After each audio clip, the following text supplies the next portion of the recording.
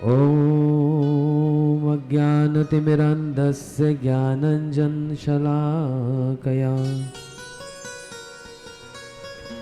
चक्षुरुन्मिलितं येन तस्मै श्रीगुरुवे नमः।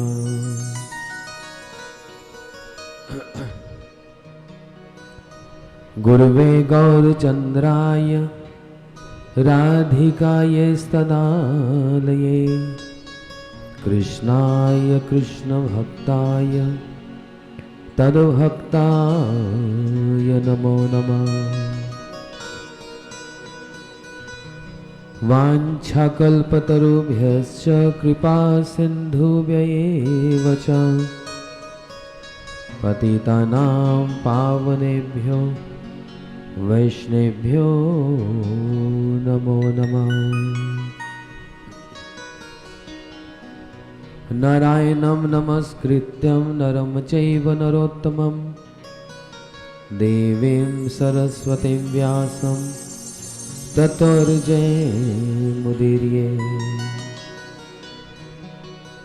यं प्रव्रजन्तमनुपेतपेतकृत्यं द्वैपायनविरह कातुराजुवाः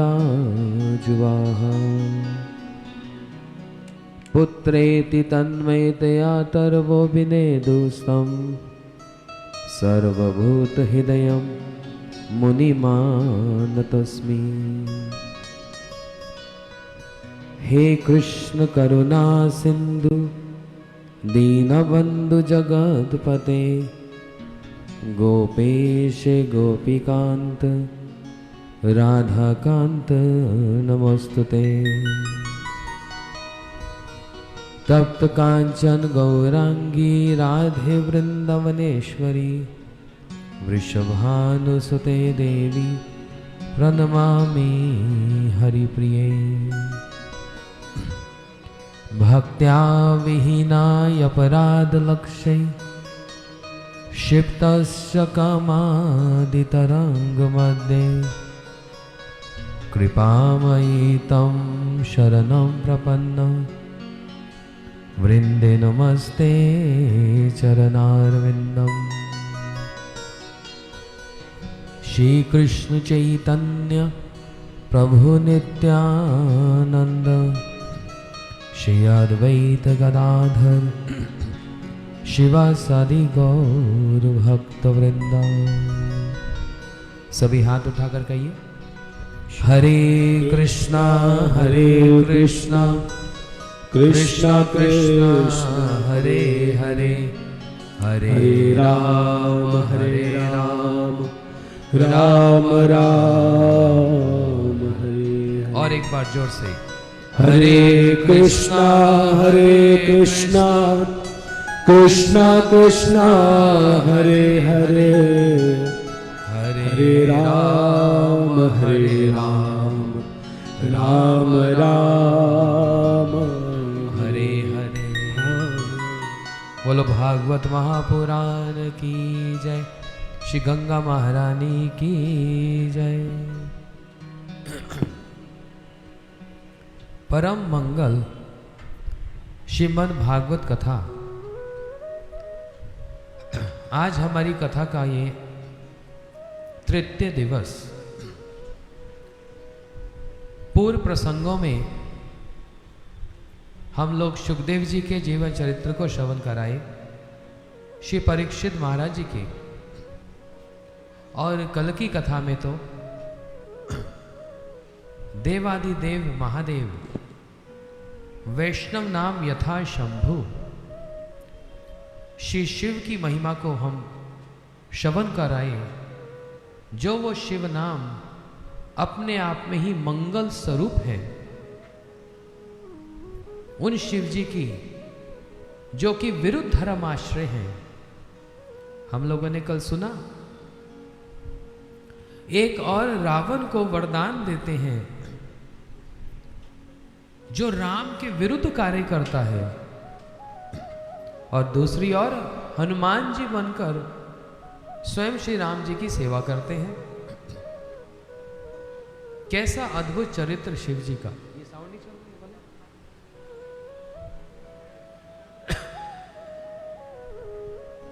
इन सारे प्रसंगों को हम श्रवण कराए, परंतु आपने एक वस्तु को लक्ष्य किया होगा।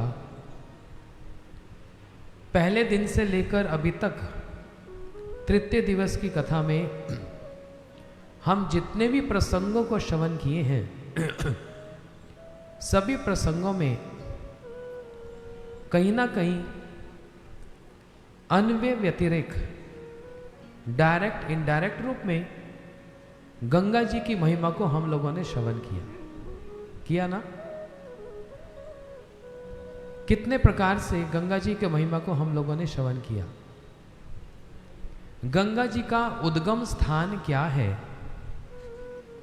आज विस्तार पूर्वक हम श्री भगवान के अवतार को श्रवण करेंगे, जिसमें गंगा जी का प्राकट्य, गंगा जी का उद्गम स्थान जो है उनको भी श्रवण करेंगे। द्वितीय स्कंद में जहां पर सुखदेव जी आए और परीक्षित महाराज के साथ हजारों की संख्या में ऋषि मुनि विराजमान, सबने खड़े होकर सुखदेव जी का अभिनंदन स्वागत किया। ये चलता नहीं, सबने मिलकर सुखदेव जी का अभिनंदन स्वागत किया। वहां पर हजारों की संख्या में ऋषि विराजमान हैं, बड़े बड़े योगी, बड़े बड़े कर्मी, बड़े बड़े ज्ञानी, ये सब विराजमान। लेकिन वहीं सभा में श्री नारद जी भी विराजमान, व्यास जी, पराशर जी, अगस्त जी, ऐसे बड़े बड़े भक्त, शिरोमणि भक्त भी विराजमान हैं।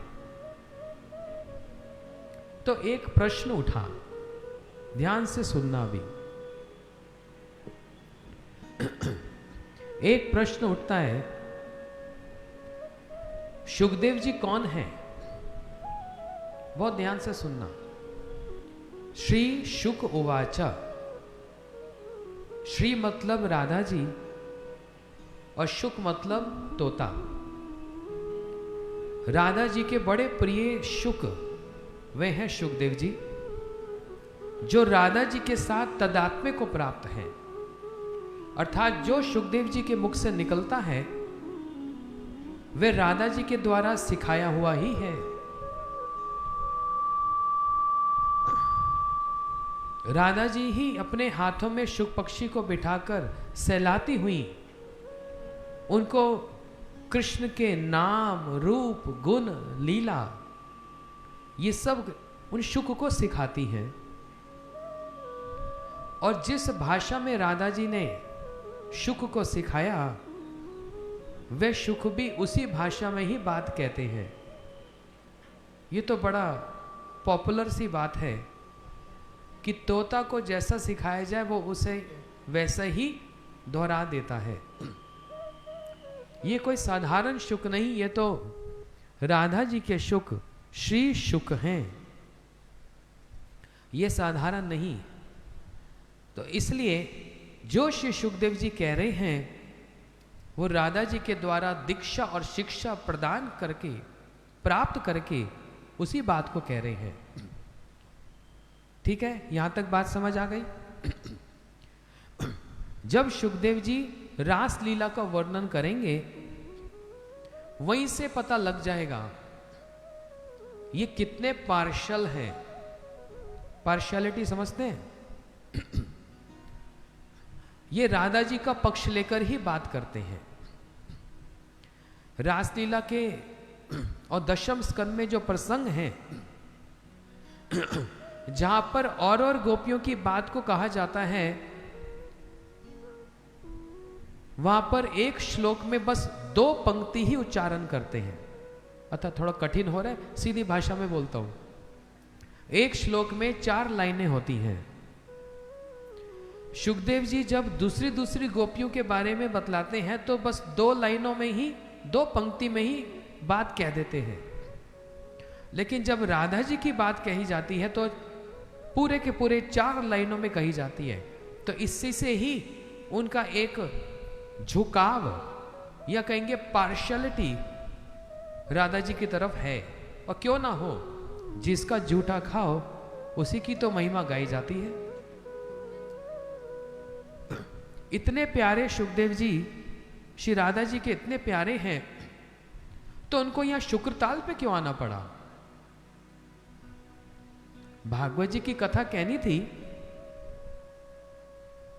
वृंदावन में जमुना जी के तट पे कहते। समझ आई बात? आप लोग तो भागवत सुनते रहते हैं। ये प्रश्न कभी ध्यान में आया?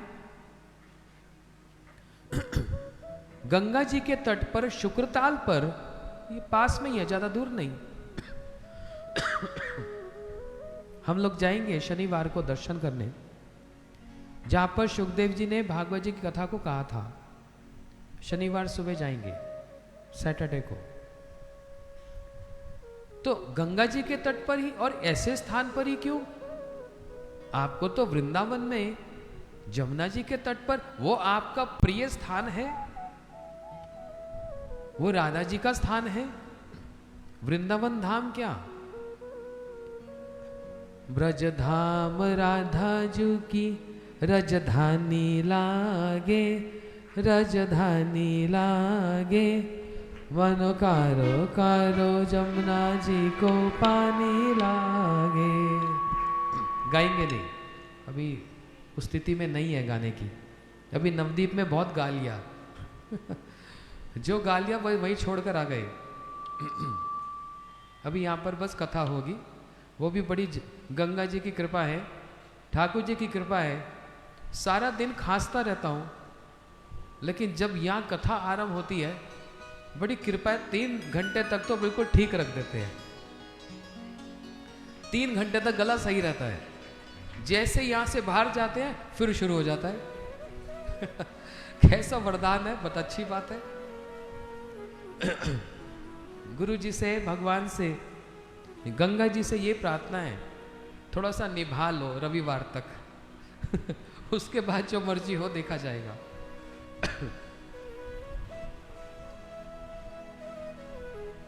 तो सुखदेव जी जमुना जी के तट पर क्यों नहीं गए? अच्छा, श्रोताओं में सबसे बड़े हैं परीक्षित जी। ये थोड़ा साउंड ठीक कर दो ना, ये क्यों नहीं चल रहा है? अपनी आवाज में स्वयं ही नहीं सुन पा रहा हूं। परीक्षित जी कौन है? कृष्ण कृपा प्राप्त है परीक्षित जी। और परीक्षित जी अपने पिता अर्जुन की महिमा को अच्छे से जानते हैं। वहीं पांडवों के वंशज परीक्षित जी के यहां पर वज्रनाभ जी ने ब्रज में बड़े सुंदर सुंदर कुंडों को और दिवालियों का निर्माण किया। तो परीक्षित जी भी भगवान की लीला से अवगत हैं। तो परीक्षित जी भी अनशन व्रत करके गंगा जी के तट पर क्यों बैठ गए? जमुना जी भी जा सकते थे। जब जानते हैं। अच्छा, परीक्षित जी की माता का नाम क्या? क्या नाम? उत्तरा माता। जिस समय सुखदेव जी से भागवत श्रवण किया, उस श्रवण के बाद और वो तक्षक सर्प जो आया, उसके बीच में जो थोड़ा सा समय था, जब वह थोड़ा सा वो जो समय था, उसी समय में ही उत्तरा माता ने परीक्षित से अपने पुत्र से पूछा, पुत्र तुमने बहुत कुछ श्रवण कर लिया है, मुझको सार बात बता दो, क्योंकि तेरे पास समय अब बहुत कम है। सार बात बतला दो, भागवत जी का सार क्या है? तो परीक्षित जी ने अपनी माता उत्तरा जी से कहा, माता, श्री कृष्ण को अपना प्रियतम मानना। ध्यान से सुनो। पुत्र परीक्षित अपनी माता उत्तरा से कह रहे हैं कृष्ण को ही अपना प्रियतम मानना। कोई पुत्र, कोई बेटा अपनी मां से ये कह सकता है कि माता अपने पिता को छोड़कर किसी पर पुरुष मतलब किसी और पुरुष से प्रेम करना, कोई ऐसा कहता है? लेकिन यहां पर कृष्ण पर पुरुष नहीं है, ये परम पुरुष है। ये पर पुरुष का मतलब होता है कोई और पुरुष, लेकिन कृष्ण यहां पर पुरुष नहीं, परम पुरुष है। सारे अवतारों के अवतारी हैं। इसलिए परीक्षित जी ने अपनी माता से कहा, माता कृष्ण को ही अपना प्रियतम मानना। तो माता ने स्वीकार किया। इसका मतलब परीक्षित जी भी ब्रज लीला से अवगत हैं। तो परीक्षित जी भी फिर जमुना जी के तट पे क्यों नहीं आ गए? वृंदावन में क्यों नहीं आ गए? और यहीं पर ही गंगा जी के तट पर ही क्यों? इस प्रश्न का उत्तर द्वितीय स्कंद में दिया गया। लोक कल्याण हेतु। बोलो भागवत महापुराण की जय। सुमित जी जरा देखना, ये ठीक नहीं चल रहा, क्या हो रहा है इनको? ये क्यों नहीं चल रहा है? पहले तो ठीक चल रहा था, अभी खराब कर दिया। पहले सब ठीक था और कल भी बड़ा अच्छा था।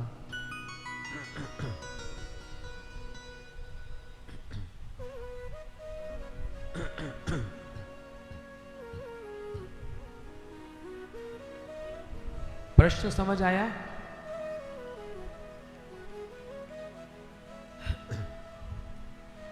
लोक कल्याण के कारण, क्योंकि जहां पर भागवत जी का ये सत्र हुआ, वहां पर हजारों की संख्या में योगी, मुनि, ऋषि, ये सब वहां पर विराजमान, और उनके बीच में बैठकर उनको ब्रज की लीला सुनानी है।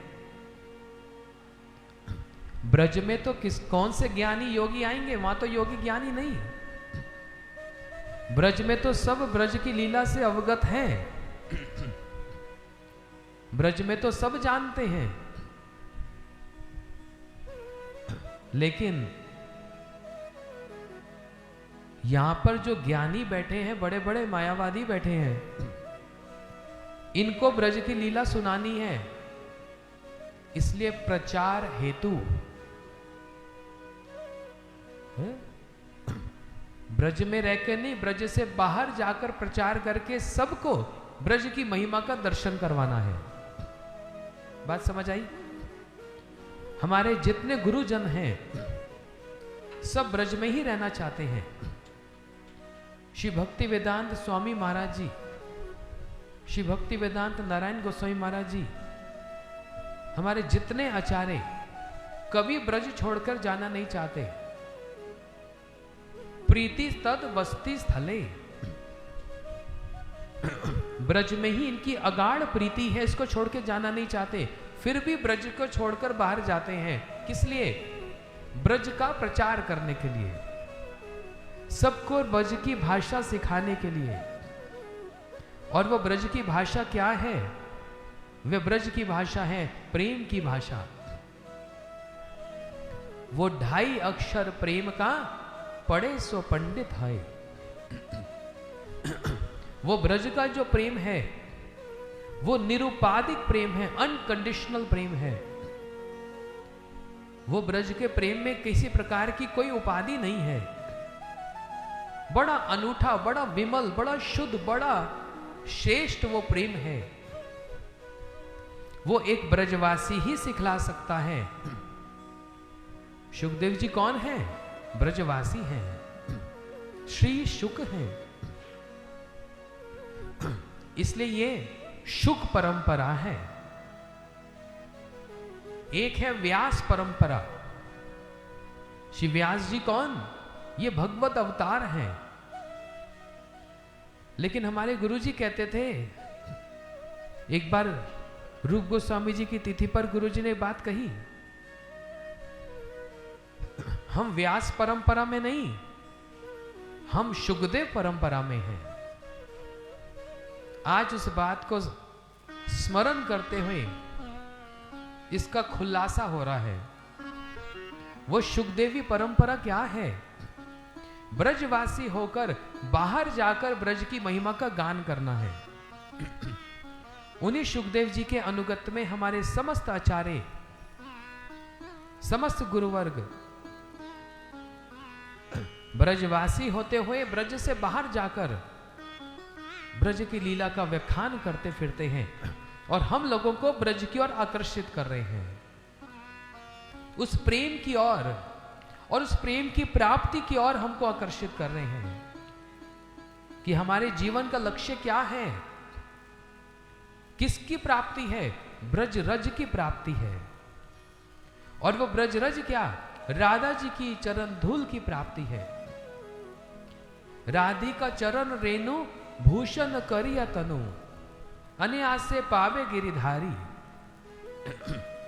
राधा जी की वो चरण रेणु ही हमारे भक्ति ठाकुर जी ये सिखला रहे हैं, यही हमारे जीवन का सर्वस्व है। तो सोच लो, विचार कर लो, हम लोग जिस जिस स्थान पर जन्म लिए हैं, रहे हैं, अपने व्यक्तिगत रूप से विचार कर लो। कोई ना कोई एक ब्रजवासी हमारे जीवन में आया और उसने आकर हमको ब्रज की रीति सिखलाई, ब्रज की कथा सिखलाई, ब्रज की कथा से अवगत कराया और हमारा आकर्षण ब्रज की ओर गया। इसको बोलते हैं प्रचार, इसको बोलते हैं वास्तव में लोक कल्याण। और इसका उद्गम स्थान, इसका आरंभ कहां से? श्री शुकदेव जी के इस क्रिया से। तत्र भवत भगवान व्यास पुत्रो यद इच्छगा अटमान उपेक्षा अलिक्ष लिंगो निज लाभ तुष्टो वृत्तस्य बालम अवधूत वेशः। श्री शुकदेव जी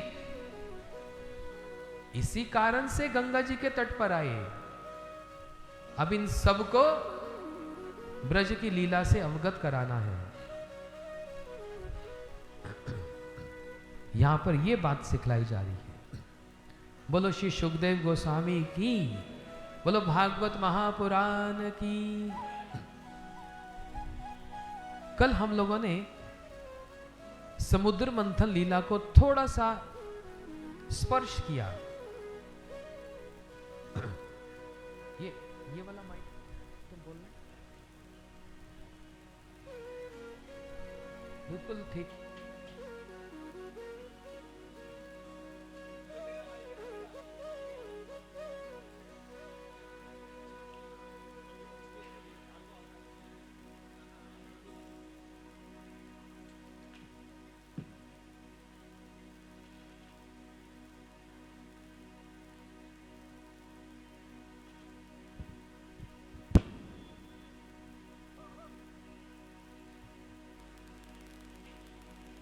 हरे कृष्णा।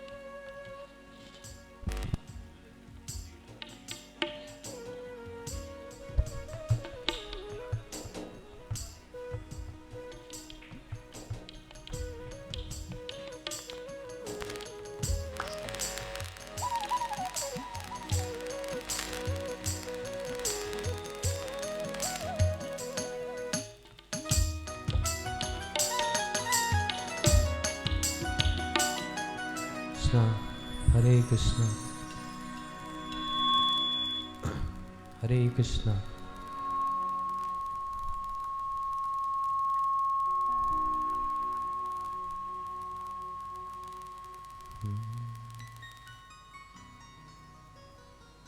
बोलो भागवत महापुराण की जय। अब हुई ना बात कुछ? मैं तो डिप्रेशन में चला गया कि मेरा ही गला खराब हो गया, पता लगा कि माइक खराब है। अब इनका खराब कर देना।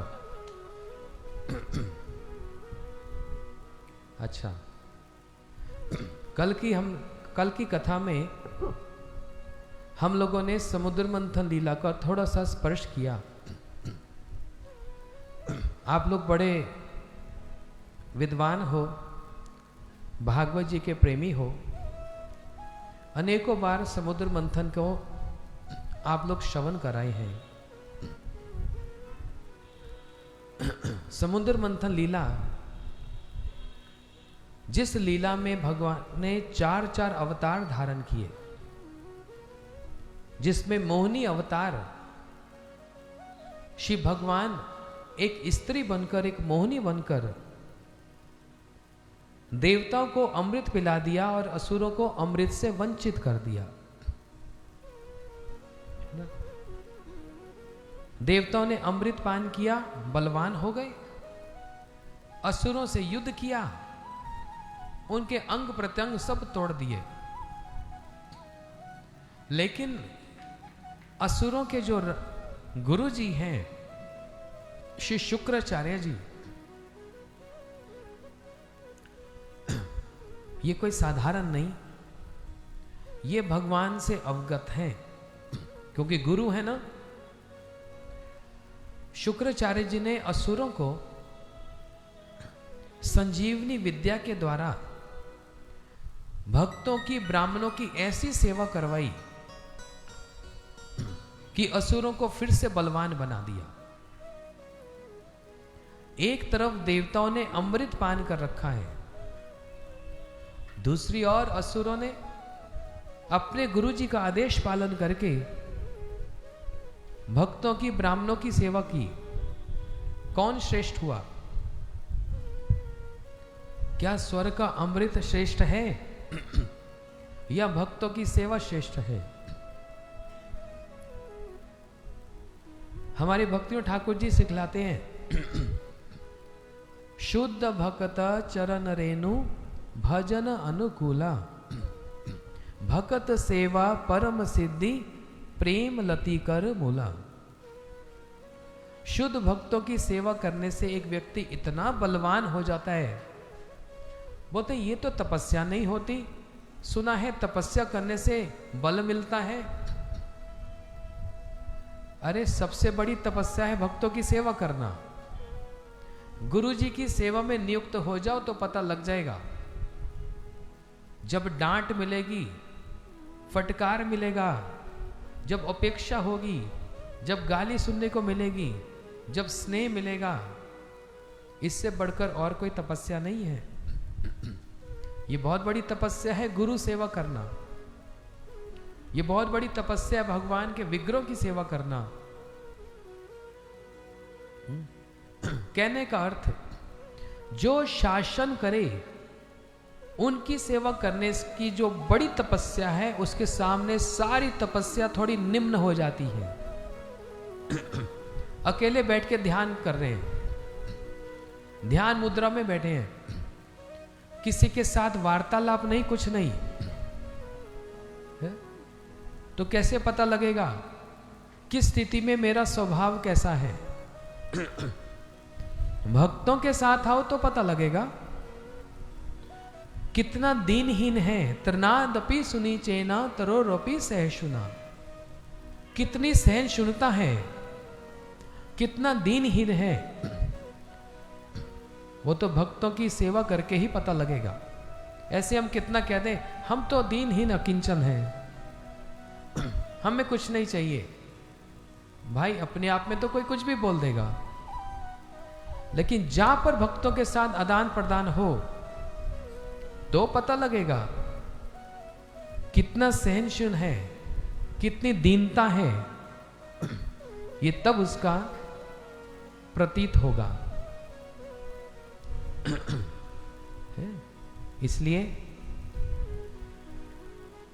मौनी भगवान के द्वारा सबको अमृत पिलाया गया और भक्तों की सेवा के द्वारा असुरों को बलवान बनाया गया। सारे असुरों ने मिलकर स्वर्ग पर आक्रमण किया और आक्रमण करके देवताओं को फिर से पछाड़ दिया। अर्थात देवताओं का राजा इंद्र देवताओं के साथ अपने सिंहासन को खो बैठा। ध्यान से समझना, सब लोग सुन रहे हैं ध्यान से। दूसरी ओर असुरों के जो राजा हैं, बलि राजा, उन्होंने गुरु आदेश को पालन किया और भक्तों की, ब्राह्मणों की सेवा की। बलि राजा बड़े बलवान हो गए और स्वर्ग पर आक्रमण किया, स्वर्ग पर अपना आधिपत्य जमा लिया। अब स्वर्ग के राजा बन गए बलि राजा। ये देखकर देवताओं की जो माता है अदिति, वह अदिति माता बड़ी विचलित हो गई, बड़ी विचलित हो गई। हाय, मेरे बेटाओं का राज्य खो गया। इसलिए एक दिन अदिति माता ने अपने पति कश्यप जी से प्रार्थना की, आप मुझको एक ऐसे संतान प्रदान करो, एक ऐसा पुत्र प्रदान करो जो मेरे बेटा देवताओं का खोया हुआ राज्य लाकर उनको वापस दे दे। ऐसी मैं प्रार्थना करती हूं। तो कश्यप जी ने अदिति माता को एक व्रत करने के लिए कहा। उस व्रत का नाम हुआ प्यो व्रत। मतलब माता यदि दूध पीकर रहे, अन्न नहीं ग्रहण करे, बस दूध पीकर रहे और पवित्रता धारण करे, भगवान की आराधना करे, तो उसको पुत्र की प्राप्ति होगी। ये भागवत जी में एक फलश्रुति है, एक वरदान की बात कही है। मात्र दूध पीकर रहे, पवित्रता धारण करे, लेकिन साथ साथ भगवान की आराधना भी करे, तब उसको एक श्रेष्ठ पुत्र की प्राप्ति होगी। अब जिन माताओं को संतान नहीं होती, ये उनके लिए वरदान है और ये भागवत जी का वरदान है। पयोव्रत। अब इसी से एक बात और समझ लो, बड़े बड़े योगी तपस्वी मिलेंगे, बस दूध ही पिएंगे, अन्न ग्रहण नहीं करेंगे और अपने आप में ही रमन करते हैं, आत्मराम है। तो ऐसा करने पर क्या भगवान की प्रसन्नता इसमें सम्मिलित है? नहीं है। उसमें भगवान की प्रसन्नता नहीं। इसी बात को दर्शाने के लिए हमारे चैतन्य महाप्रभु की लीला में एक बड़ी सुंदर लीला आई। बात है गंगा के तट मायापुर की, जहां पर शिवा संगम में श्री महाप्रभु जी नित्य प्रति संकीर्तन करते हैं, अपने भक्तों के साथ महामंत्र का जयघोष करते हैं और गाते हैं, हरे कृष्णा कृष्णा कृष्णा हरे हरे, हरे राम राम राम हरे हरे, हरे कृष्णा कृष्णा कृष्णा हरे हरे, हरे राम राम राम हरे हरे, हरे कृष्णा कृष्णा कृष्णा हरे हरे, हरे राम राम राम हरे। बोलो हरे कृष्णा कृष्णा कृष्णा हरे राम राम राम हरे हरे। महाप्रभु जी कीर्तन कर रहे हैं और इसी बीच में एक ब्राह्मण आए। ध्यान से सुनना बात को। एक ब्राह्मण आए जो महाप्रभु के भक्त शिवास पंडित से प्रार्थना कर रहे हैं, मुझको भी महाप्रभु का ये नित्य और संकीर्तन देखना है। शिवास पंडित जी ने कहा, अच्छा रुक जाओ, मैं महाप्रभु से पूछ कर आता हूं। शिवास पंडित महाप्रभु के पास गए और कहने लगे, प्रभु एक ब्राह्मण है निष्पाप, ध्यान से सुनना, एक ब्राह्मण है निष्पाप, इसने अपने जीवन में कभी कोई पाप नहीं किया, क्योंकि इसने अपने जीवन में कभी अन्न ग्रहण नहीं किया। दुग्धपाई ब्राह्मण, बस दूध ही पिया है पूरा जीवन, इसलिए इसने कोई पाप नहीं किया। क्योंकि अन्न खाएंगे तो पाप होगा, अन्न नहीं खाएंगे तो पाप ही नहीं होगा, क्योंकि अन्न में ही पाप वास करते हैं, है ना। कभी कभी ऐसा होता है, दुष्ट आत्माएं अन्न का ही तो सहारा लेती हैं। ये आत्माएं आकाश में घूमती रहती हैं। जब वर्षा होती है तो बूंद का सहारा लेकर ये खेतों में आ जाती है, अनाज में आ जाती है। उसी अनाज को जीव खाता है तो अच्छा भला चंगा जीव भी दुष्कर्म कर बैठता है। क्यों? वो दुष्ट आत्मा उसके अंदर चली गई। इसलिए कहा जाता है कि कुछ भी बने भगवान को भोग लगाकर फिर खा लो। जैसे ठाकुर जी को 10-15 मिनट भोग लग गया तो दुष्ट आत्मा का प्रभाव वहीं पर ही समाप्त हो जाता है, पुण्य से भी ऊपर उठ जाता है, निर्गुण स्थिति पर पहुंच जाता है। ये इसका पराक्रम है। भगवान का प्रसाद, प्रसाद सेविते है सकल प्रपंच जाए। प्रसाद सेवा करने से माया को जीता जा सकता है। ये उद्धव जी ने बात को कहा है।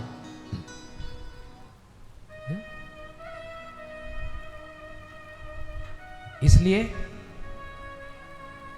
क्या बोल रहा था, क्या कह रहा था मैं? हाँ, सब सुन रहे हैं कि नहीं? ये आगे वाले सुन रहे हैं, पीछे वाले इधर गंगा जी को देख रहे हैं।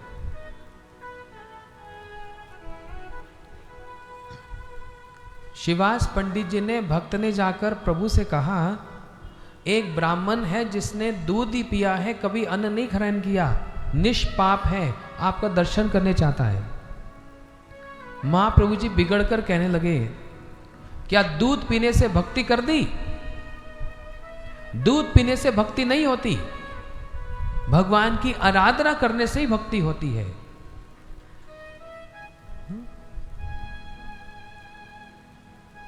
ऋषिकेन ऋषिकेश सेवनम भक्ति उच्चते।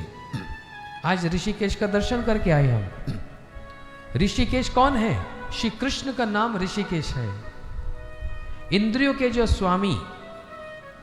अभी हमारे इंद्रियों के स्वामी हमारा मन है, और जहां मन कहता है इंद्रियां वहीं पर धावित होकर उसका सुख लेना चाहती है, परंतु वास्तव में इंद्रिय स्वामी श्री कृष्ण है। उसी मन को संयम में लाकर श्री कृष्ण के चरणार विंद में समर्पित करने को ही भक्ति कहते हैं। इसलिए पद कर्ता क्या गाते हैं? भज हुरे मन श्री नंद नंदन अभे चरनार विंदरे। हे मेरे मंद मन, अब तू श्री कृष्ण के चरणों का आश्रय ले और उन चरणों की भक्ति कर जो चरण अभय प्रदान करते हैं, जहां पर जाकर सारा भय दूर हो जाता है। हे मेरे मन, उनका भजन कर। श्री शंकराचार्य पाद क्या कहते हैं? भज गोविंदम भज गोविंदम गोविंदम भजम मूढ़मते। क्या मतलब? हे मूढ़मती, तू गोविंद का भजन कर, गोविंद का भजन कर, गोविंद का भजन कर। श्री शंकराचार्य जी इस बात को कहते हैं, है ना। इसलिए सिर्फ दूध पीने से या तपस्या करने से यह भक्ति नहीं होती। जहां पर भगवान का संतोष हो, जहां उनकी संतुष्टि हो, जहां उनको आनंद हो, वही भक्ति है। तो फिर भगवान से पूछा जाए, आपको किसमें संतोष और किसमें आनंद है?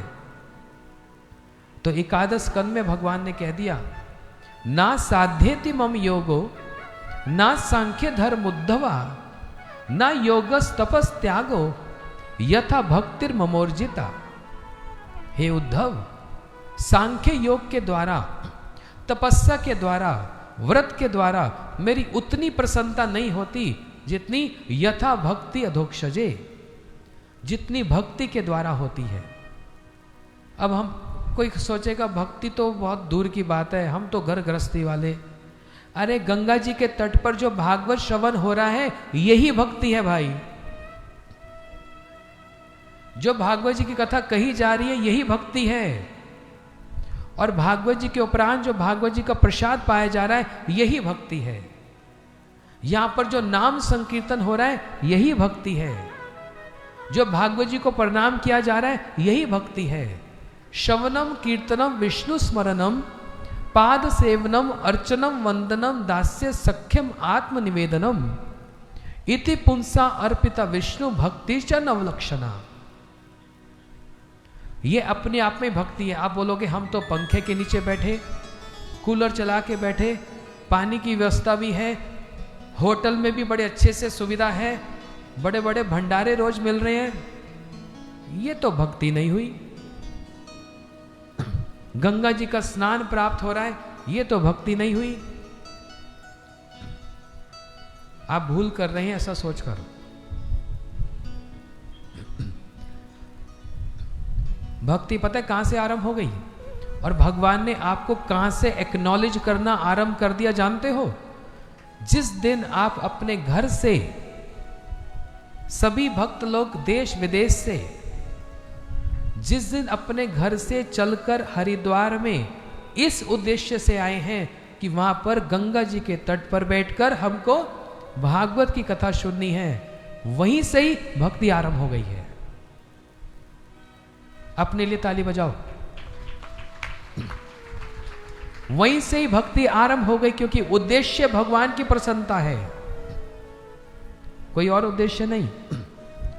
वो भागवत सुनने से पहले ही जो मन में इच्छा हो गई कि भागवत सुननी है, सद्यो हृदय अवरुद्धति कृतिभि शुष्यभ्य तत्क्षणात्, भागवत जी के आरंभ में कह दिया, उसी समय सद्यो हृदय अवरुद्धति, जिस समय एक व्यक्ति संकल्प लेता है मेरे को भागवत सुननी है, उसी समय ही भगवान अपनी भक्ति का संचारण कर देते हैं।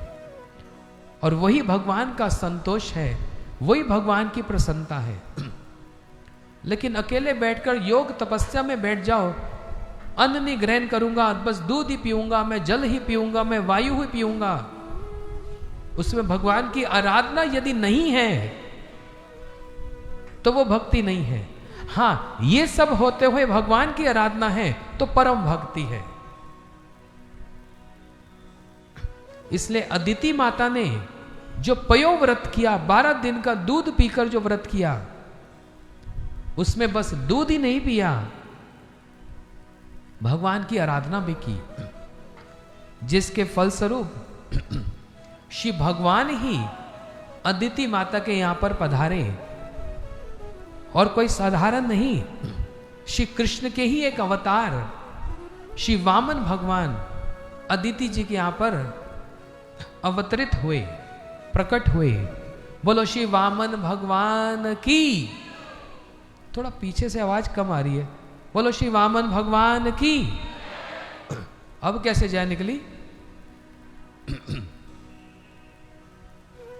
ये आगे वाले बोल रहे हैं। अब एक बार सारे बोलो, बोलो श्री वामन भगवान की। ऐसे बोलो ना थोड़ा सा, हमको भी उत्साह है थोड़ा। श्री वामन भगवान प्रकट हुए। अदिति माता ने, कश्यप जी ने हाथ जोड़ लिए। अदिति माता कुछ कहे उससे पहले ही वामन भगवान ने कह दिया, माता मैं अच्छे से जानता हूं आपने मुझको क्यों आह्वान किया है, आप चिंता मत करो। अदिति माता ने कहा, मेरे बेटा देवताओं का राज्य खो गया है, आप मेरे देवता मेरे बेटों का राज्य लाकर उनको सौंप दो, अर्थात स्वर्ग लाकर उनको प्रदान कर दो, जो असुरों ने छीन लिया है। वामन भगवान हंसे। देखो रूप कैसा, नरसिंह भगवान का रूप कैसा है, आधा शेर आधा मनुष्य, है ना। बड़े बड़े मैन नाम सुने, कोई स्पाइडर मैन बोलता है ना, कोई ही मैन बोलता है, और ये तो लायन मैन, आधे शेर आधे मनुष्य, श्री नरसिंह भगवान। और श्री वामन भगवान का रूप कैसा, बोना सा, बट्टुक बोना।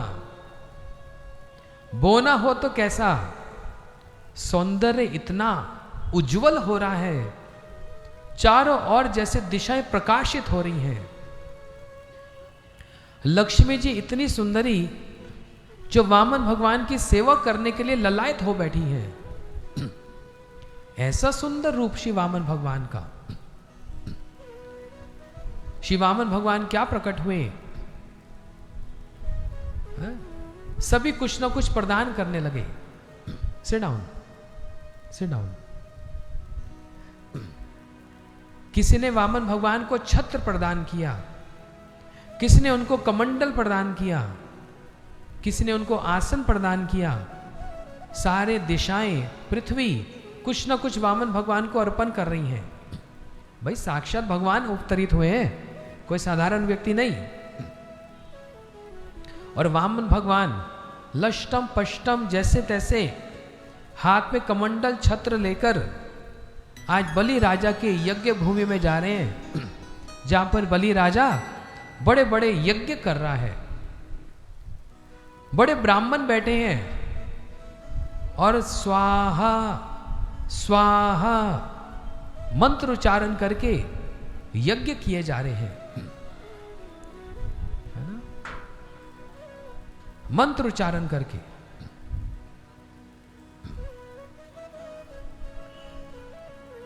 अब यह भी बड़े मजे की बात है, ब्राह्मण यज्ञ करते हैं स्वाहा स्वाहा करके, और यज्ञ में अंतिम में क्या डाला जाता है, पूर्ण आहुति करते समय बड़ी गाढ़ी खीर को यज्ञ पुरुष भगवान हेतु उसमें अर्पण किया जाता है, खीर डाली जाती है ना।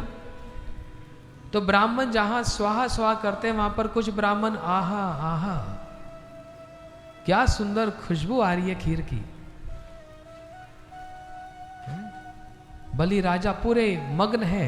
यज्ञ क्यों? गुरु शुक्राचार्य जी ने कह दिया, हे वत्स यज्ञ करो, भक्तों की सेवा करो, बलवान हो जाओगे। ऐसे यज्ञ भूमि में सामने श्री वामन भगवान आते दिखाई दिए। ऐसा लग रहा है कोटि सूर्य समह, जैसे करोड़ करोड़ों सूर्य चलते आ रहे हो, इतना तेज निकल रहा है। श्री बलि राजा तो देख रहे हैं, धन्य है मेरा यज्ञ स्थल, आज इतने तेजस्वी एक ब्राह्मण चलते आ रहे हैं, वाह। ऐसा लग रहा है साक्षात सूर्य चलते आए हैं। बलि राजा तो खड़े हो गए, ब्राह्मण सारे मुग्ध हो गए, मुंह से शब्द उच्चारण ही नहीं हो रहा। अब वामन भगवान की शोभा को ही देख रहे हैं, दूर से आते दिख रहे, ऐसे लग रहा है सूर्य हैं। जब निकट आए तो एक रूप दिखा, और जैसे निकट आए श्री बलि राजा हाथ जोड़कर प्रणाम किए। स्वागत है ब्राह्मण, स्वागत है, आज बलि के यज्ञ में आप जैसे तेजस्वी ब्राह्मण आए, आपका हमारा परम सौभाग्य और आपका स्वागत है। हाथ जोड़कर कहा, बताइए मैं आपकी क्या सेवा करूं, आपको क्या दान दूं। वामन भगवान तो नर्वस हो गए, क्योंकि वामन भगवान के आने का उद्देश्य क्या है, जैसे तैसे बलि को छलना है और बलि से स्वर्ग का राज्य छीनना है, जैसे तैसे। और देना किसको? अदिति माता को देना है, क्योंकि इसलिए माता ने मेरे को बुलाया। समझ आई बात? तो वामन भगवान कहने लगे, हे बलि, तुमको कैसे पता मैं तुम्हारे यज्ञ में कुछ मांगने आया हूं? बलि राजा हंसे, बोलते ये भी कोई कहने की बात है, रूप देखो कैसा,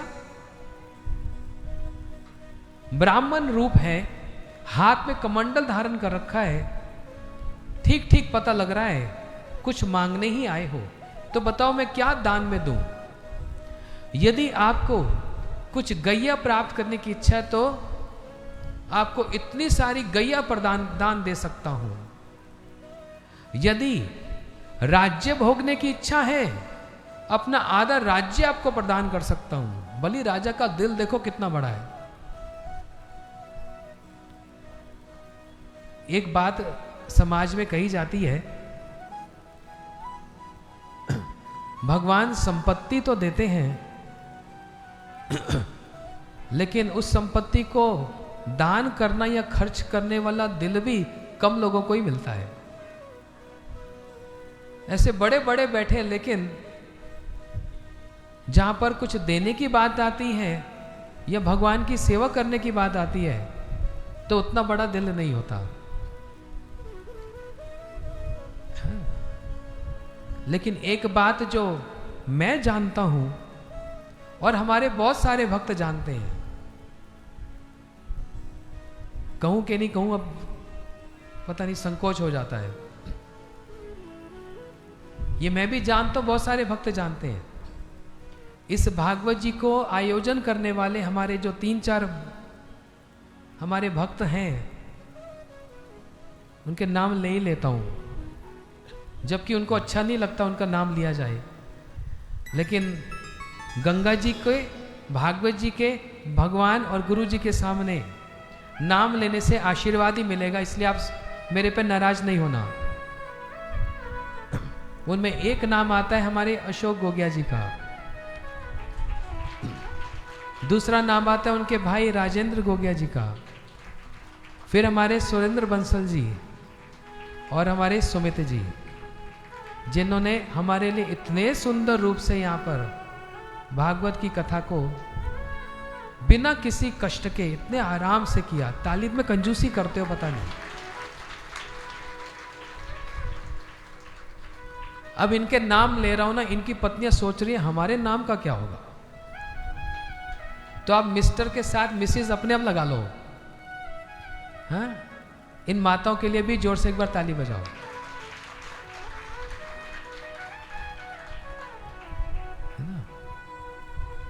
बोलते हैं दिल बड़ा हो,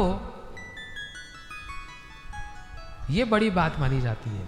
खैर, बात में बात निकल आई इसलिए कह दिया मैंने। बाद में निपट लेंगे हम लोग आपस में। बलि राजा का हृदय देखो कितना बड़ा, कितनी बड़ी बात कह दी। यदि राज्य भोग करने की इच्छा है तो आधा राज्य आपको दे सकता हूं। हां, यदि विवाह करने की इच्छा है तो जैसे बोने आप हो, ऐसी किसी बोनी के साथ आपका चाऊ माऊ भी करवा सकता हूं, मतलब विवाह भी करवा सकता हूं। अब बोनों का तो चाऊ माऊ ही होता है। वामन भगवान तो पहले तो नर्वस हो गए थे कि बलि को कैसे पता मैं यहां कुछ लेने आया, लेकिन जब बलि के इस प्रस्ताव को सुन लिया तो वामन भगवान को थोड़ा सा संतोष हो गया। बोलते नहीं नहीं बलि, मैं इनमें से कोई भी एक वस्तु मांगने नहीं आया। तो फिर क्या मांगने आए? बस 3 चरण भूमि चाहिए। बलि राजा ऊपर से नीचे देखे वामन भगवान को, बोलते ब्राह्मण, जैसा रूप बोना है मति भी बोनी ही है, बुद्धि भी बोनी है तुम्हारी। इतने बड़े राजा के पास आए, 3 चरण भूमि, इतने छोटे छोटे चरण तुम्हारे, अरे खड़े भी नहीं हो पाओगे, बैठोगे कैसे? बोलते बलि वो तो मैं अपने आप संभाल लूंगा। वो तो मैं अपने आप संभाल लूंगा। 3 चरण भूमि चाहिए, वो भी अपने चरण से नाप कर, किसी और के चरण से नहीं, किसी और के चरण से नहीं।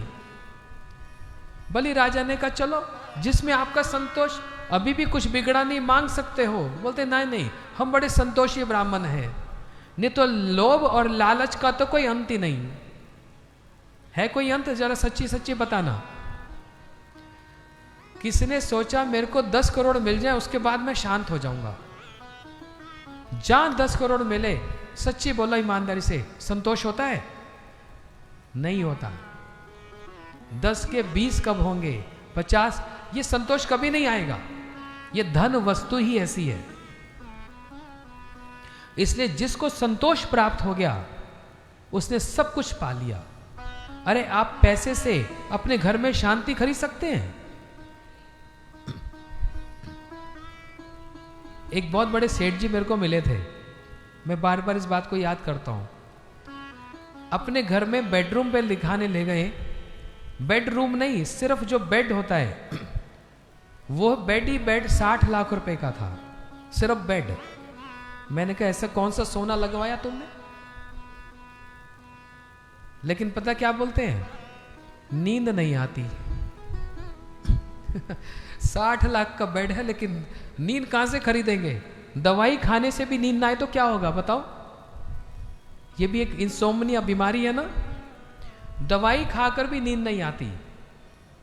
बड़े बड़े वैद्य को दिखला लिया, डॉक्टर को दिखला लिया, बड़ी बड़ी दवाई खा ली। वो लोग हमारे पास आते हैं, आप कोई तरीका बताएंगे? मैंने कहा बहुत अच्छा तरीका है।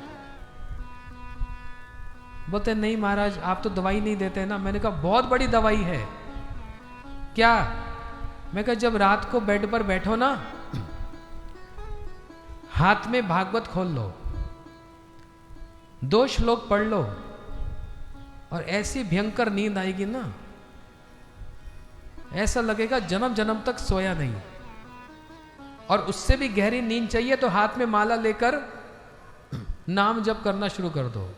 हरे कृष्णा कृष्णा कृष्णा हरे हरे, हरे राम राम हरे। देखना आदि माला में ऐसी नींद आएगी ना। इसलिए भागवत जी में ना बड़े आराम से बहुत लोग सोने भी आते हैं। हाँ, जब हमने एडवर्टाइज किया हरिद्वार में गोविंद घाट पर भागवत जी होगी, सब लोग बड़े आनंदित हो गए। 1-2 तो बहुत प्रसन्न हो गए, बोलते चलो अच्छा है, 3 से 7 बजे तक अच्छे से सोने को तो मिलेगा। क्योंकि जो नींद कथा में आती है ना वो वैसे कहीं नहीं आती। इसलिए धन से आप शांति खरीद सकते हैं? घर के कलेश को दूर कर सकते हैं? नहीं, वही कलेश का जड़ है। इसलिए बात सुन लो ध्यान से। शरीर पवित्र होता है स्नान से, मन पवित्र होता है मंत्र से, और धन पवित्र होता है दान से। एक बड़ी कड़वी बात है, जो भी धन कमाया जाता है देखो कहीं ना कहीं तो हेर फेर होता ही है। कहीं सेल टैक्स, कभी इनकम टैक्स, कुछ ना कुछ। देखो ईमानदारी की बात, अभी डिपार्टमेंट वाले नहीं सुन रहे, उनको छोड़ो, ये पर्सनल बात है, होता है ना। इसलिए वो धन पवित्र होता है दान से। और यदि वो धन पवित्र नहीं किया जाता तो मैं नहीं कह रहा, बड़े बुजुर्ग कहते हैं वो धन 2 कोटों में निकलता है। कोट समझते हैं? कोट पहनते हैं ना, या तो सफेद कोट में या काले कोट में। वो धन फिर वहां निकलता है। सफेद कोट समझते हैं? कौन पहनता है? डॉक्टर। और काला कोट, इन दोनों का मुंह ना देखना पड़े, अरे कोई है तो नहीं डॉक्टर यहां। इन दोनों को दूर से ही प्रणाम। फिर ये धन इन दोनों में निकलेगा। अच्छी बात है, सेवा में लगा दो और अपने धन को पवित्र कर दो। शरीर पवित्र स्नान से, मन पवित्र मंत्र से, और धन पवित्र दान से। बलि राजा इतने उदार चित्त हैं, कुछ भी देने को राजी हैं। लेकिन वामन भगवान ने 3 पग भूमि मांगी, बोलते मैं बड़ा संतोषी हूं। बलि राजा ने कहा ठीक है ब्राह्मण, मैंने आपको 3 पग भूमि दान दी। बोलते ऐसे थोड़े ना दान होता है, संकल्प लेके करो दान। बोलते वो क्यों, विश्वास नहीं है? बोलते विश्वास की बात नहीं है, हो सकता है बाद में तुम पलट जाओ तो। बलि राजा कहने लगे मैं हूं बलि, मैं पलटने वाला नहीं हूं, एक बार जो कह दिया मुख से वचन निकल गया, निभाना जानता हूं। वामन भगवान ने कहा ऐसे नहीं, फिर भी संकल्प तो लेना ही पड़ेगा। बोलते जो आपकी इच्छा। इनके बीच में वार्तालाप हो रही थी, वहां पर जाकर सेवकों ने शुक्राचार्य गुरुजी से कह दिया, गुरुजी यहां बैठे स्वाहा स्वाहा कर रहे हो, वहां तुम्हारा यजमान लुटे जा रहा है, वह सब लुट रहा है, जाके संभालो उसको, शिष्य को अपने। शुक्राचार्य जी पेट पकड़ के दौड़े दौड़े आए, बोलता ठहर जा बेटा ठहर जा, ये जिसको दान दे रहा है दान मत देना। बोलते क्यों, इतने सुंदर ब्राह्मण आए। बोलते ये सुंदर ब्राह्मण जो आया ना, ये ब्राह्मण नहीं है, ये विष्णु है, विष्णु। शुक्राचार्य जी कैसे जान गए? गुरु है ना, भले ही असुरों के गुरु हैं लेकिन गुरु तो हैं, इसलिए भगवत तत्व को अच्छे से जानते हैं, परिचित हैं। भगवान जितने भी अपने आप को ढक लें, गुरु के सामने नहीं ढक सकते। इसलिए शुक्राचार्य जी ने पहचान लिया सामने ये विष्णु आए हैं। बोलते बलि ये विष्णु है, इसने 3 पग भूमि जो मांगी ना, तूने संकल्प लेकर अगर दी तो ये तेरा सब कुछ ले लेगा और तेरे पास कुछ नहीं रहेगा। अरे दान भी सोच समझ के देना चाहिए, ये थोड़ा सब कुछ निछावर कर दो। ये शिक्षा कौन दे रहे हैं? बलिराज शुक्राचार्य जी, शुक्राचार्य जी शिक्षा दे रहे हैं। लेकिन इनकी शिक्षा के पीछे एक मर्म है, एक अर्थ है, सारे समाज को एक दर्शा रहे हैं व्यतिरेक रूप में, इनडायरेक्टली, कि वास्तव में विष्णु को ही सब कुछ अर्पण करना चाहिए। दान छोड़ो, मानस देह गेह जो किछु मोर, अर्पिल तुआ पदे नंद किशोर। अरे दान तो सब दे देंगे, कोई अपना मन देगा, कोई अपनी इंद्रियां को देगा सेवा में, कोई अपने व्यवहार को देगा सेवा में, कोई अपने परिवार को देगा सेवा में? नहीं। भक्तियों ठाकुर जी सिखला रहे हैं मानस देह गेह। हे प्रभु मेरा अपना मन, मेरी इंद्रियां, मेरा घर, मेरे घर के सदस्य और मेरा धन, सब कुछ आपके चरणों में अर्पण करता हूं। तेरा तुझको सौपन क्या लागे मोर। ये कहना तो कितना आसान है, झूठ बोलता है मंदिर में जाकर, मंदिर में जाकर भगवान के सामने झूठ बोलता है, तेरा तुझको सौंपर, ये तेरा तुझको सौंप दिया, मेरा क्या लगता है, और घर जाके बोलता है सब मेरा ही है। हाँ? साफ साफ झूठ बोलता है।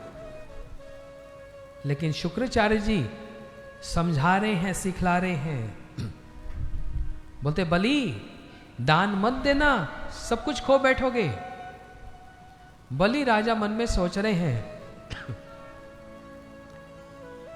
ऐसा गुरु जो भगवान को दान देने के लिए, सेवक करने के लिए रोके, ये गुरु होता है?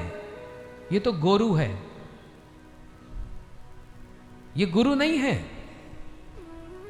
इसलिए ऐसे गुरु का त्याग कर देना चाहिए। भागवत जी में कहा, मैं नहीं कह रहा, गुरु न सस्यात् स्वजनो न सस्यात्, पिता न स्वजननी न सस्यात्। वो गुरु गुरु नहीं, वो पिता पिता नहीं, वो माता माता नहीं, वो भाई भाई नहीं, वो देवता देवता नहीं, जो हमको मृत्यु के चंगल से छुटकार कर दे, या फिर जो हमको भगवान की भक्ति से रोके, उनका त्याग कर देना चाहिए। ये भागवत जी कह रही है, गुरु न सस्यात्। जिस प्रकार से श्री बलि राजा ने अपने गुरु शुक्राचार्य जी को त्याग दिया, ऐसे उस गुरु का त्याग कर देना चाहिए जो हमको कहे भगवान की भक्ति मत कर, बस मेरी कर, मेरी फोटो लगाकर पूजा कर, अरे भगवान को किसने देखा? उस गुरु के त्याग की बात कही है। बलि राजा ने अपने गुरु शुक्राचार्य जी का त्याग कर दिया, तो फिर गुरु हो तो कैसे हो? वो तो नारद जी जैसे हो, जिन्होंने ध्रुव जी को, प्रहलाद जी को, मृगारी शिकारी को, वाल्मीकि जी, ऐसे कितनों को भगवान की भक्ति प्रदान कर दी। गुरु हो तो नारद जी जैसे। बोलते पिता हो तो कैसा? और कौन से पिता का त्याग? बोलते जैसे प्रहलाद जी ने अपने पिता हिरण्यकशिपु को त्याग दिया था, ऐसे उस पिता का त्याग कर देना चाहिए जो भगवान का विरोधी हो। और पिता हो तो कैसे? ऋषभ देव जैसे, जिनके 100 पुत्र हैं, और ऋषभ देव जी अपने 100 पुत्रों को बुलाकर कह रहे हैं बेटा इधर आओ, आज बड़े मर्म की बात बतलाता हूं। 100 बेटा सोचने लगे आज पिताजी संपत्ति का बंटवारा करेंगे, लेकिन जब 100 के 100 आए तो ऋषभ देव जी ने कहा देखो ध्यान से, मेरी सबसे बड़ी संपत्ति मेरे दिल में है, मेरे हृदय में। मैं आज कहता हूं ना हम दे दे भाजम निर्लोके कष्टम कामम अर्थम विडभुजम दिए। बेटाओ, भगवान ने यह शरीर कुत्ता और सुअर, ये 2 शब्द बोले उन्होंने, ऐसे पशुओं की तरह भोग करने के लिए नहीं दिया। तो पिताजी फिर किस लिए दिया? तपो दिव्यम पुत्र का। भगवान ने शरीर दिया भगवान का भजन करने के लिए। यही बोलकर तू आया था, लेकिन तू भूल गया। इसलिए साधु आकर उठाते हैं, उठो उठो रे भाई, आर समय नहीं। अब उठो जागो, समय नहीं बचा। कब तक सोते रहोगे? अब जागो थोड़ा सा, और भगवान का भजन भी करो थोड़ा सा, नहीं तो ये जीवन एक दिन तो राख होने ही वाला है।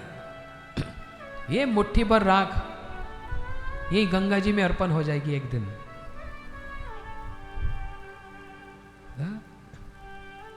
पिता हो तो ऋषभ देव जैसे, माता हो तो कैसी?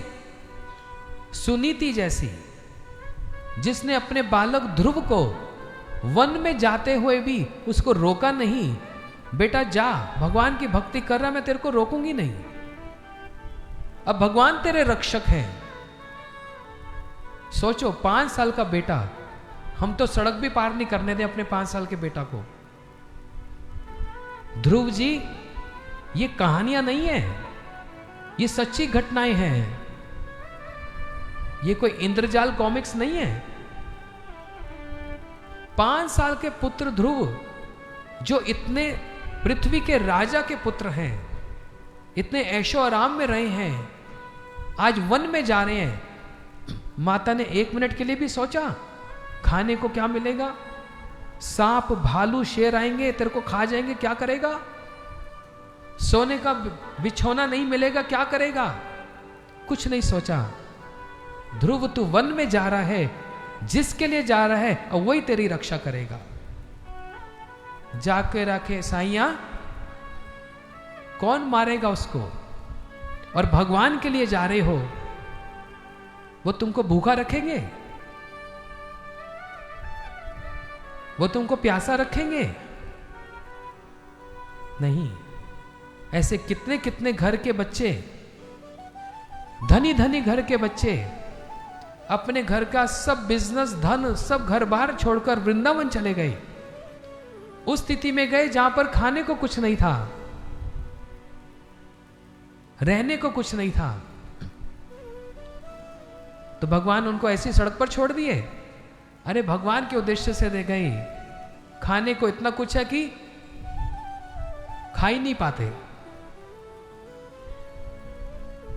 सुनीति माता ने ध्रुव जी को रोका नहीं। माता तो ऐसी हो। इसलिए माताओं ध्यान से सुनो, अपने बच्चों को यदि भजन करना चाहते हो तो उनको भक्ति के लिए कभी रोकना नहीं। आप भी दोषी के अधिकारी हो जाओगे, दोष हो जाएगा आपको, और भगवान की क्रोध के आप पात्र बन जाओगे। मेरे पास आने के लिए रोक रही है। और धन्य ऐसी माताएं जिन्होंने अपने हृदय के टुकड़े को पाल पोस कर बड़ा किया और उन बालकों के अंदर भक्ति करने की इच्छा हुई, उनको रोका नहीं। देखो ये सारे बैठे यहाँ पर, ये बड़े बड़े घर के विद्वान, इंजीनियर, आईआईटी गोल्ड मेडलिस्ट, ये सारे पढ़े लिखे बच्चे, इनकी माताओं ने इनको रोका नहीं। ये तो साक्षात उदाहरण है।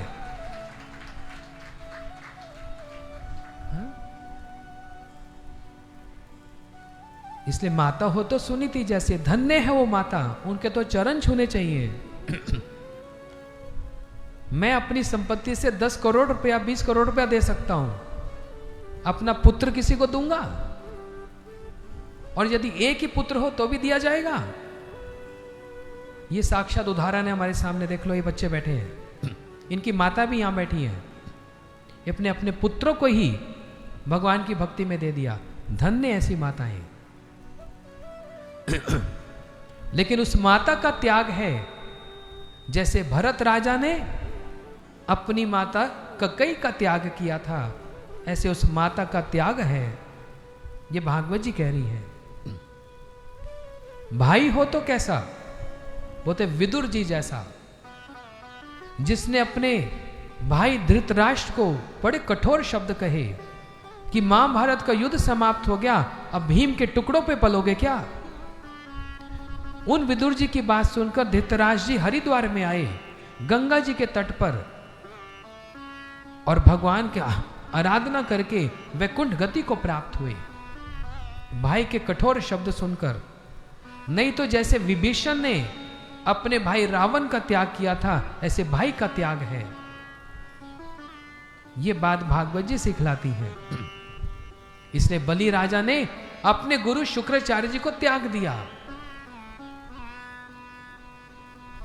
और वास्तव में बलिहारी किसको जाना चाहिए, सदगुरु श्री नारद जी को बलिहारी गाना चाहिए। इसलिए एक पंजाबी में भजन है, क्या कहते हैं, ओ मैं बलिहारी जावा तेरे, सदगुरु आवे साडे वेड़े। पंजाबी कौन कौन है यहां बताना, सुनेंगे भजन? ये हमारे बच्चे सुना सकते हैं। इधर आना जरा, दोनों बच्चे, अनुपमा, अनुराधा। ये अमेरिका से आए बच्चे, ये पंजाबी भजन सिखाते हैं। कम क्विक, इधर माइक दे दो।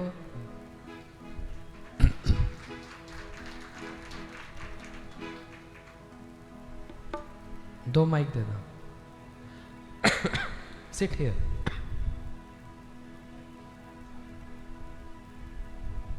Take mic.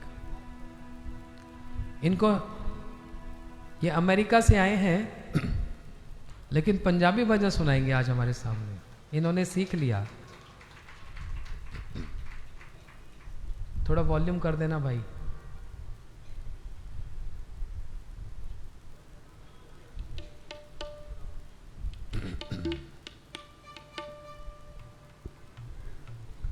Loudly, okay, start.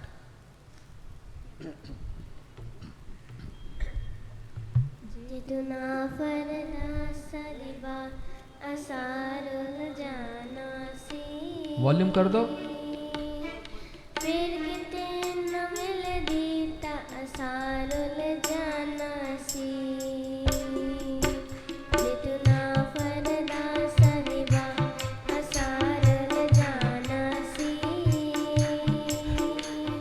फिर किते न मिल दीता असारुल जाना सी।